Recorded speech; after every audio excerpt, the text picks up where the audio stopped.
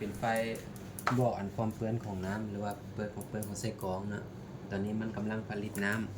ำถ้าหากว่าไฟตัวนี้หยุดมันจะนิ่งเลยแสดงว่าน้ำเต็มอยู่ลุ่มละหลังจากน้ำเต็มอยู่ลุ่มแล้วก็คือเราจะต้องมาปล่อยน้ำออกให้ได้3ตุ๊ก2ตุ๊กก็ได้หรือว่า3ตุ๊กตุ๊กที่3เอาไว้เอาไว้นั่นคืออันหัวหน้าก่อนเพิ่นบอกเมื่อกี้นี้เนาะมีแต่ว่าก่อนจะดื่มกินเราต้องได้เป่งน้ำออกก่อน2ตุ๊กหา3ตุ๊กนี้เขาทิ่มเลย2 3ตุ๊กเขาทิ่มแล้วหลังจากนั้นเฮ็ดตามกระบวนการเสร็จสิ้นละเราก็มาถอดนี้ออกหรือว่าเรามีตู้น้ำร้อนน้ำเย็นจังซี่เราก็เก็บใส่ตู้น้ำร้อนน้ำเย็นไว้เอาตรงใส่ตู้แล้วก็ไปตัวนั้นเป็นรุ่นความใช่ป่ะแบบคือหัวหน้าไว้บ่จัดกับกล้องแม่นยัดกับกล้องโอ้ยัดกับกล้องก็แสดงว่าขั้นว่าเฮาอยากกินน้ำเย็นเฮาก็เปิดผลิตน้ำใส่ตุ๊กนี้แล้วก็เอายัดเข้ากล้องนั้นมื้อนึงผลิตได้อยู่13ตุ๊ก13ตุ๊กแม่นเขาจะมานั่งตุ๊กนี่นี่แหละมันข้อดีนะซ้ำมีโรงงานน้ำดื่มเลยขนาดเลยเฮามีอันนี้นะก็คือเรื่องกระตุกได้13ตุ๊กนี่เฮาไปเอาให้กระตุกมาหลายย้อนว่ามันเกะกะเงินเฮานะก็คือเอาน้ำตุ๊กน้ำ2ตุ๊กนี่ก็พอแล้วเพราะว่าเราจะต้องได้ใช้ดื่มกินเอาอยู่ประตูนั้นและเวลาน่ะ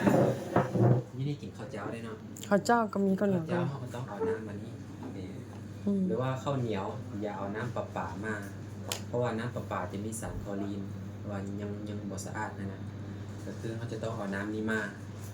น้ำตัวนี้มาเข้าหรือว่าอยากล้างหน้าล้างอย่างเขาก็เอาน้ำนี้ก็ได้ตัวนี้เราเปิดแล้วป่ะยังตอนนี้มันกำลังผลิตน้ำเข้าแปลว่าน้ำเราเปิดแล่นก๊อกเตอร์น้ำแล้วป่ะแปลว่าเปิดก๊อกแล้วป่ะตอนนี้กำลังผลิตน้ำเข้าหลังจากเต็มตัวนี้ไฟตัวนี้จะหยุดเต็มมันจะนิ่งแสดงว่าเต็มรวมละแล้ววิธีการเปิดใส่น้ำทิ่มต่อทำอิฐก็คือให้เปิดสำนีพอและเฮามันมาเบิ่งเพราะว่าตอนนี้มันยังบ่ขึ้นน้ำเข้าประมาณ30นาทีมันปั๊มอยู่แม่นหลังจากเห็นไฟจอนี้อยู่แล้วเฮามาเปิดสำนีไว้เปิดนิดหน่อยแล้วมันจะมีน้ำสีดำๆเป็นน้ำคาร์บอนคือล่างแม่นเป็นน้ำคาร์บอนคือการเฮาติดตั้งเครื่องไว้เฮาต้องได้ต้องได้ล้างก๊อกเราต้องได้ล้างก็หลังจากเฮ็ดสิ้นละเวลาเฮาจะกินน้ำเย็นเฮาก็ต้มใส่ตุ๊กแล้วก็เอาไปยัดใส่ตู้นั้นไว้แล้วก็เปิดกินเพื่อนเวลามาเข้ามั่งก็ให้เอาน้ำนี้บ่ต้องเอาน้ำประปาหรือว่าเสียน้ำมันก็ได้แต่ว่าหลักๆคือบ่อยากให้เอามาละประหยัดรายจ่ายพอมีตัวนี้แล้วจ่าย10ล้านแล้วพอแล้วจ้ะพอมีตัวนี้ก็คือเฮาก็คือบ่จบตุ๊กใหญ่บ่ต้องเอามาไกลเงินเฮาละมันเกะกะเงินเฮานะคือมีตัวนี้ก็คือหมดละตรงแต่งอยู่พอกินอยู่ในตัวนี้เลยถ้าสมมุติว่าไฟมาแฮงมาคอยนี่บ่เป็นหยังวะบ่เป็นหยังตัวนี้มันกินไฟเอาเงินเฮานี่มีอยู่อัน220หาร240โวลต์แล้วจะเอาไฟเงินลงมา24โวลต์สั่งกับเฮาสากโทรศัพท์2หน่วยหลังจากสากเต็มแล้วไฟมันจะตัดเหตุตอนนี้มันดังอยู่ในตู้แสดงว่ามันกำลังผลิตน้ำมันดังอยู่นี่แล้วพักกลางเฮานี่เด้บ่เป็นหยังบ่บ่เป็นหยังโอเคมันมีที่ระบายเรียบร้อยแล้วแม่นๆเราระบายในตู้มาพี่แม่น